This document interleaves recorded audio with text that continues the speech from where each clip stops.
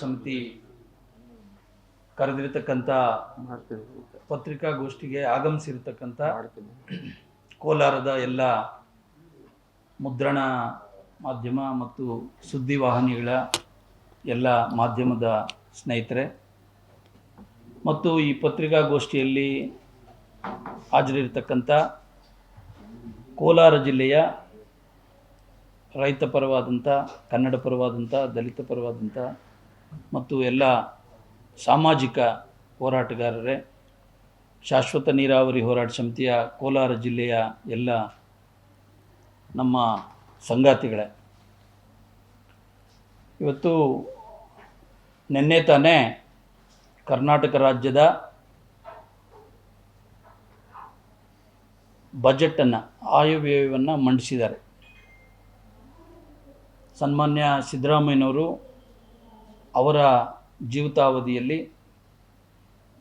16ನೇ budget ದಾಖಲೆ ನಿರ್ಮಾಣ ಮಾಡುವಂಥ, ಕರ್ನಾಟಕದ ಮಟ್ಟಿಗೆ ಅವರೇ ಅತಿ ಹೆಚ್ಚು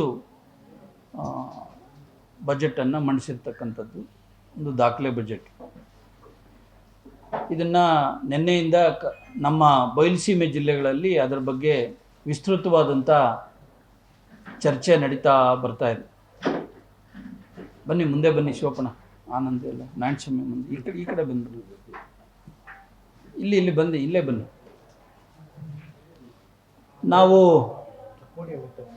ಈ ಬಯಲುಸೀಮೆಯ ಬರಪೀಡಿತ ಜಿಲ್ಲೆಗಳು, ಈ ಕೋಲಾರ, ಚಿಕ್ಕಬಳ್ಳಾಪುರ ಮತ್ತು ಬೆಂಗಳೂರು ಗ್ರಾಮಾಂತರ ಜಿಲ್ಲೆಗಳು ಅತ್ಯಂತ ಕೃಷಿ ಪ್ರಧಾನವಾದಂಥ ಜಿಲ್ಲೆಗಳು. ಇಲ್ಲಿ ಸಾಕಷ್ಟು ಫಲವತ್ತಾದ ಭೂಮಿ ಇದೆ, ಕೃಷಿ ಮಾಡಲಿಕ್ಕೆ ಯೋಗ್ಯವಾದಂಥ ಉತ್ಕೃಷ್ಟವಾದಂಥ ವಾತಾವರಣ ಇದೆ ಮತ್ತು ಆ ಕೃಷಿಗೆ ಉಪಯೋಗ ಆಗಲಿ ಅಂಥೇಳಿ ನಮ್ಮ ಪೂರ್ವಿಕರು ಸುಮಾರು 5400 ಕೆರೆ ಕುಂಟೆಗಳನ್ನು ನಿರ್ಮಾಣ ಮಾಡಿ ಕೊಟ್ಟು ಹೋಗಿದ್ದಾರೆ. ಈ ನಮ್ಮ ಜಿಲ್ಲೆಗಳ ಒಂದು ಆದಾಯದ ಮೂಲ, ಉದ್ಯೋಗವನ್ನು ಸೃಷ್ಟಿ ಮಾಡುವಂಥದ್ದು ಮತ್ತು ಅದರ ಮುಖೇನ ಒಂದು ಸಾಮಾಜಿಕವಾಗಿ, ಆರ್ಥಿಕವಾಗಿ ಈ ಜಿಲ್ಲೆಗಳಿಗೆ ಸಬಲೀಕರಣ ಮಾಡುವಂಥದ್ದು ಕೃಷಿ.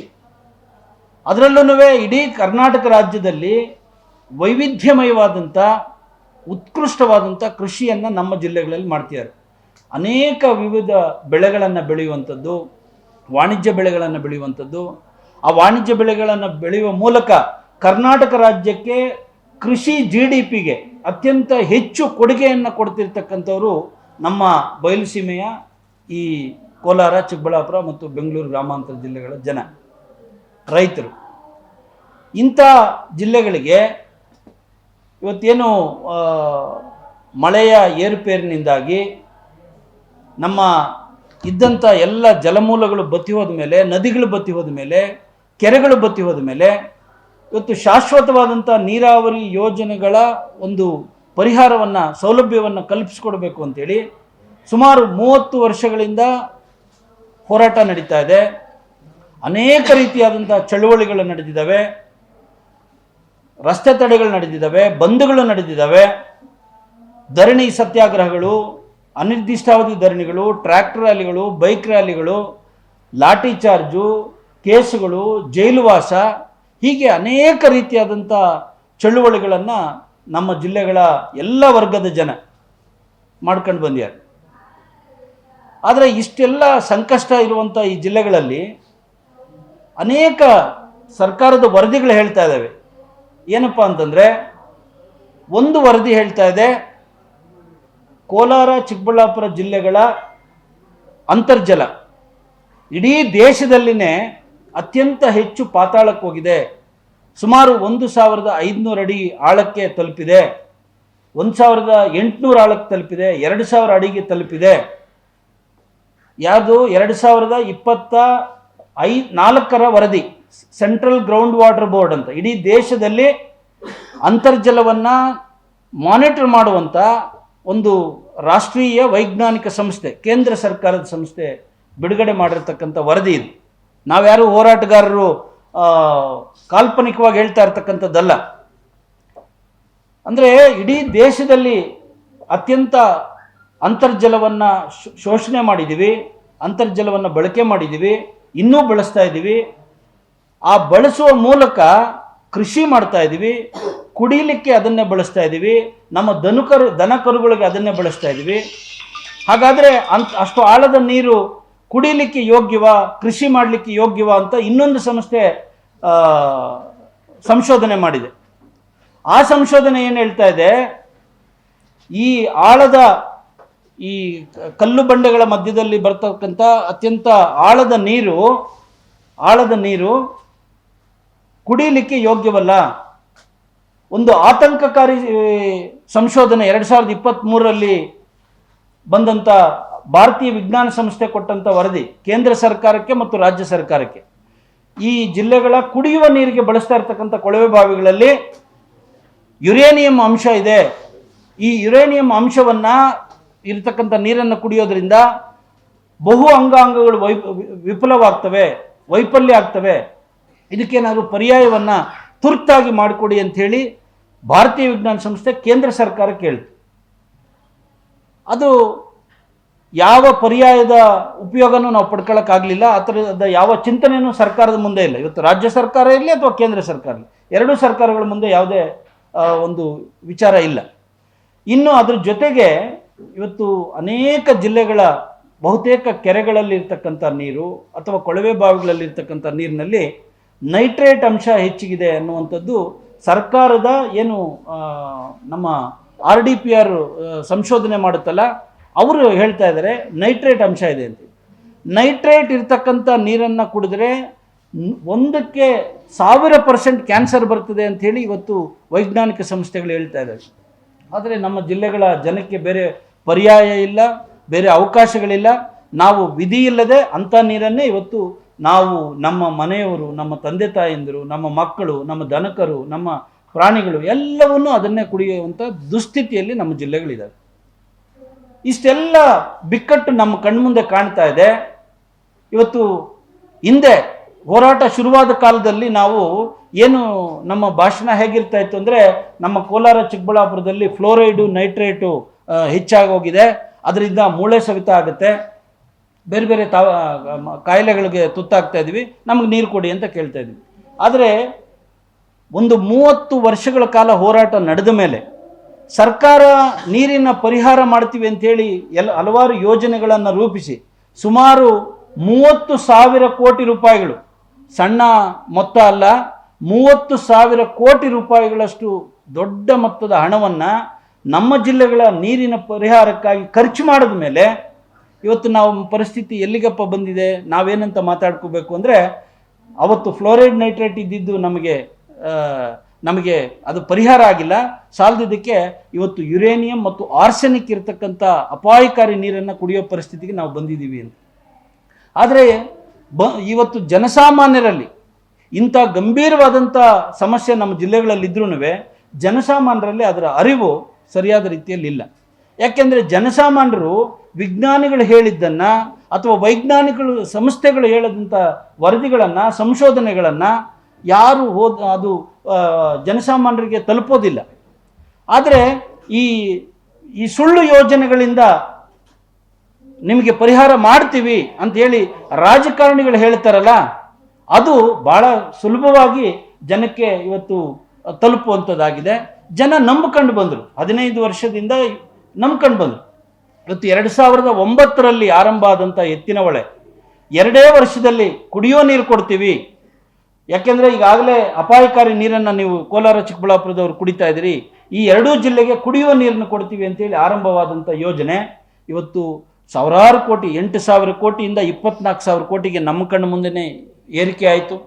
ಇವತ್ತು ಕೋಲಾರ ಚಿಕ್ಕಬಳ್ಳಾಪುರಕ್ಕೆ ಕೊಡಬೇಕು ಅಂದ್ಕೊಂಡಿದ್ದಂಥ ನೀರಿಗೆ 7 ಜಿಲ್ಲೆಗಳನ್ನು ಸೇರಿಸಿದ್ರು, ಬೇರೆ ಬೇರೆ ಜಿಲ್ಲೆಗಳನ್ನು, ತುಮಕೂರನ್ನು ಸೇರಿಸಿದ್ರು, ಹಾಸನವನ್ನು ಸೇರಿಸಿದ್ರು, ರಾಮನಗರ ಸೇರಿಸಿದ್ರು, ಬೆಂಗಳೂರು ನಗರ ಸೇರಿಸಿದ್ರು, ಹೀಗೆ ಹಲವಾರು ಜಿಲ್ಲೆಗಳನ್ನು ಸೇರಿಸಿದ್ರು. ಅದು ಸಾಲದಿದ್ದಕ್ಕೆ ಇನ್ನೂ ಒಂದು ವಿಚಾರ ತಮ್ಮ ಮುಂದೆ ಹೇಳೋದಾದರೆ, ಇವತ್ತು ಎಲ್ಲೆಲ್ಲಿ ಕೈಗಾರಿಕೆಗಳಾಗ್ತಾ ಇದ್ದಾವೆ, ತುಮಕೂರಿನ ಭಾಗದಲ್ಲಾಗ್ಬೋದು, ಬೆಂಗಳೂರು ಗ್ರಾಮಾಂತರ ಭಾಗದಲ್ಲಾಗ್ಬೋದು, ಎಲ್ಲೆಲ್ಲಿ ಕೈಗಾರಿಕೆಗಳಾಗ್ತವೆ, ಕೈಗಾರಿಕೆಗಳಿಗೂ ನಾವು ಎತ್ತಿನ ಹೊಳೆಯಿಂದ ನೀರು ಕೊಡ್ತೀವಿ ಅಂತೇಳಿ MOUನಲ್ಲಿ ಎಲ್ಲದರಲ್ಲಿ ನೀರಿನ ಭದ್ರತೆ ಎಲ್ಲಿ ಅಂತ ಬಂದಾಗ ನಾವು ಎತ್ತಿನ ಹೊಳೆಯಿಂದ ಕೊಡ್ತೀವಿ ಅಂತ ಹೇಳುವಂಥದ್ದು ಬರ್ತಾ ಇದೆ.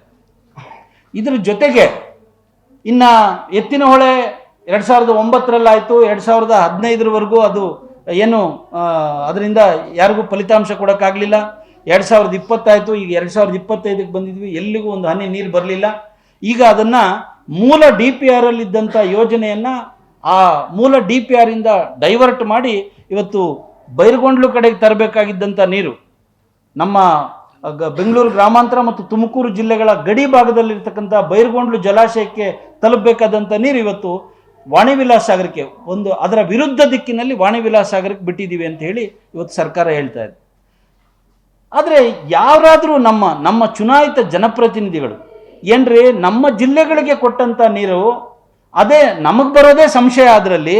ಯಾಕೆಂದರೆ ಅದರಲ್ಲಿ ಹೈಡ್ರಾಲಜಿ ಅಂದರೆ ಅಷ್ಟು ಪ್ರಮಾಣದ ನೀರಿಲ್ಲ ಅಂಥೇಳಿ IASC ಹೇಳಿದೆ, ಸೆಂಟ್ರಲ್ ವಾಟರ್ ಕಮಿಷನ್ ಹೇಳಿದೆ. ಆದ್ರೂ ನೀವು ನಮಗೆ ಕೊಡುವಂಥ ನೀರನ್ನು ನಮಗೆ ಬರೋದೇ ಸಂಶಯ, ಆದರೆ ಅದನ್ನು 7 ಜಿಲ್ಲೆಗಳಿಗೆ ತಿರುಗಿಸುವಂಥ ಕೆಲಸ ಮಾಡಿದ್ರಲ್ಲ ಅನ್ನುವಂಥ ಪ್ರಶ್ನೆನ ಯಾರೂ ಮಾಡೋದಿಲ್ಲ. ಹೋಗ್ಲಿ, ಮೂಲ DPR ಬಿಟ್ಟು ನೀವು ವಾಣಿವಿಲಾಸಕ್ಕೆ ಸಾಗರಕ್ಕೆ ತಲುಪಿಸುವಂಥ ಕೆಲಸ ಮಾಡಿದ್ರಲ್ಲ ಆ ಪ್ರಶ್ನೆನೂ ಯಾರೂ ಮಾಡೋದಿಲ್ಲ.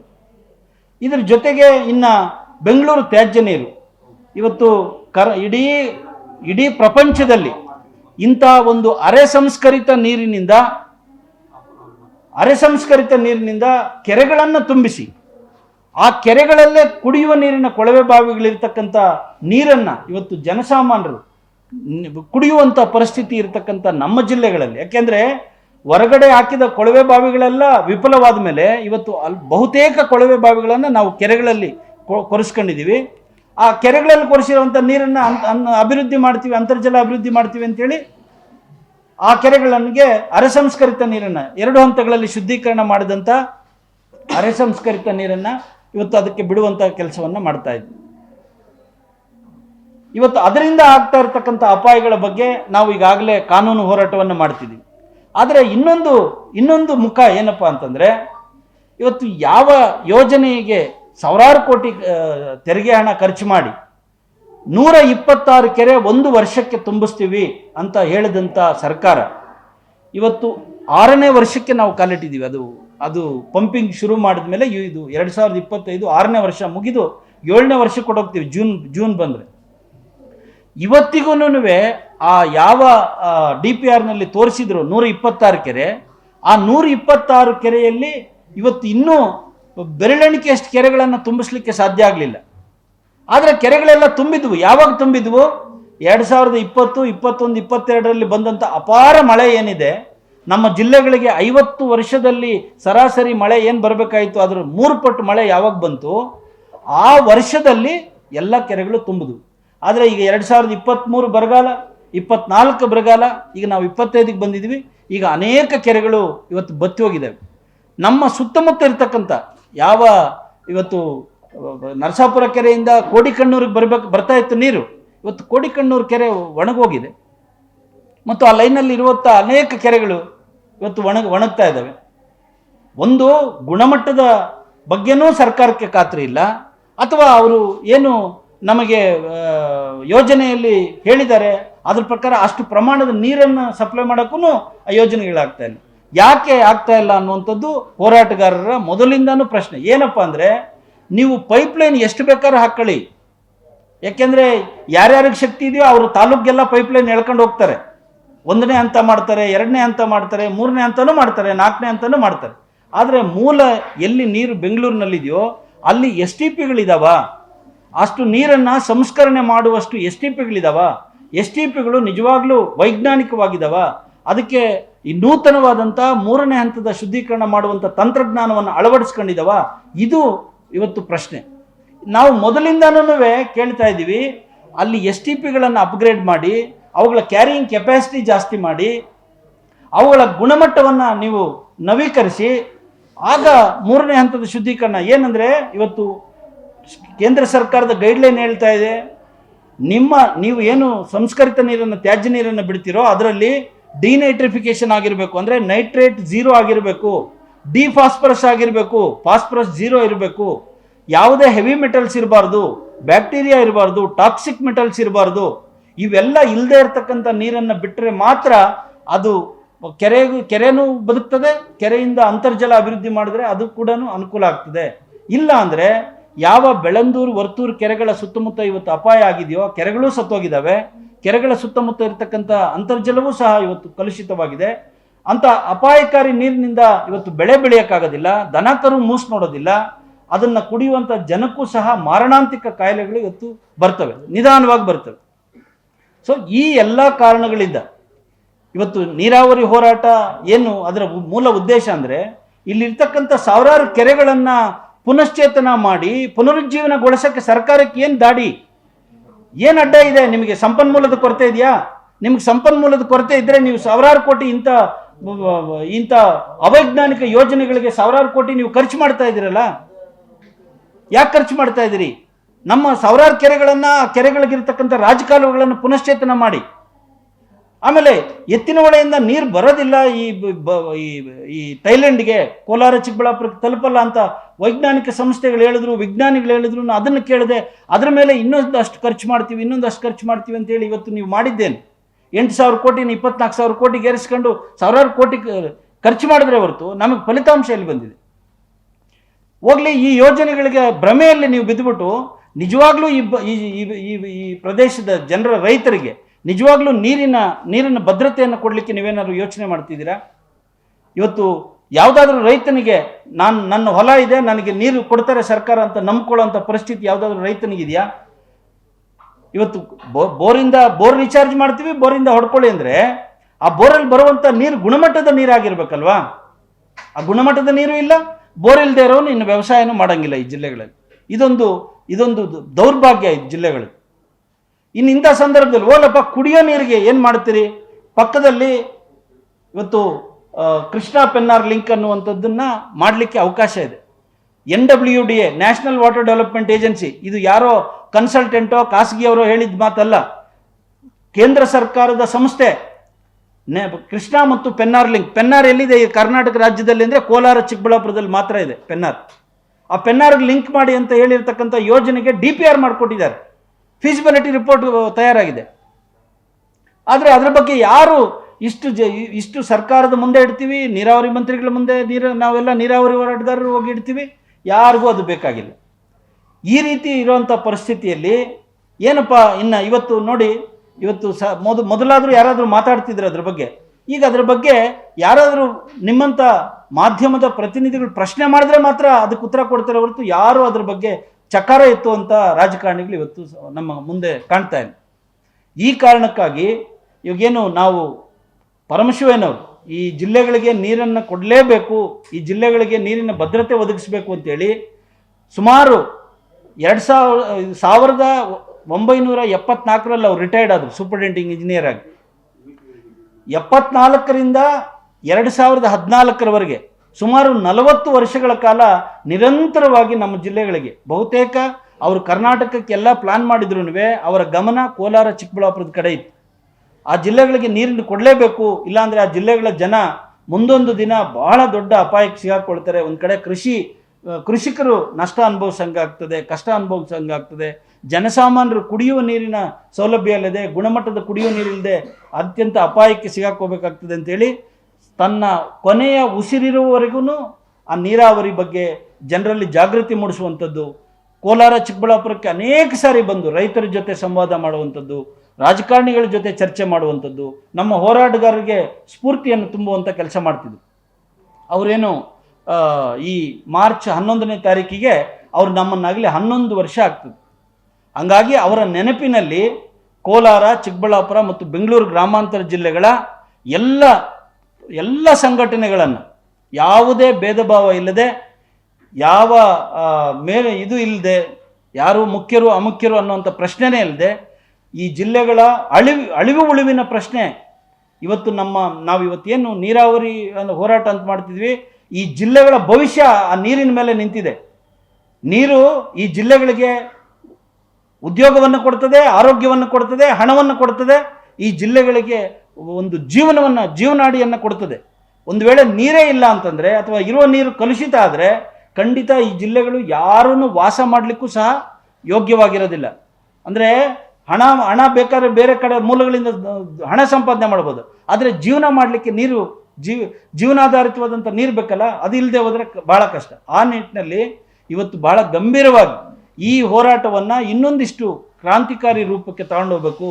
ಇದನ್ನು ಈ ಜಿಲ್ಲೆಗಳ ರೈತರಿಗೆ ತಲುಪಿಸಬೇಕು, ಈ ಜಿಲ್ಲೆಗಳಲ್ಲಿರ್ತಕ್ಕಂಥ ಯುವತಿಯರಿಗೆ ತಲುಪಿಸಬೇಕು, ಜನಸಾಮಾನ್ಯರಿಗೆ ತಲುಪಿಸಬೇಕು ಅಂತ ಹೇಳಿ ಇವತ್ತು 11ನೇ ತಾರೀಕು 3 ಜಿಲ್ಲೆಗಳ ರೈತ ಪರ ಹೋರಾಟಗಾರರು, ಕನ್ನಡ ಪರ ಹೋರಾಟಗಾರರು, ದಲಿತ ಪರ ಹೋರಾಟಗಾರರು, ಕಾರ್ಮಿಕ ಪರವಾದಂಥ ಹೋರಾಟಗಾರರು, ಮಹಿಳಾ ಹೋರಾಟಗಾರರು, ಹೀಗೆ ಅನೇಕ ಸಾಮಾಜಿಕವಾಗಿ ಪ್ರಗತಿಪರ ಚಿಂತಕರು, ಸಾಮಾಜಿಕವಾಗಿ ಕೆಲಸ ಮಾಡತಕ್ಕಂಥ, ಮಾನವ ಹಕ್ಕುಗಳಿಗೆ ಕೆಲಸ ಮಾಡ್ತಕ್ಕಂಥ ಎಲ್ಲ ಹೋರಾಟಗಾರರನ್ನ ಕರೆದು ಸನ್ಮಾನ್ಯ ಜಸ್ಟಿಸ್ ಗೋಪಾಲ್ ಗೌಡ್ರು, ಈ 2 ಜಿಲ್ಲೆಗಳ ಹೆಮ್ಮೆಯ ಮಗ ಅವರು, ಅತ್ಯಂತ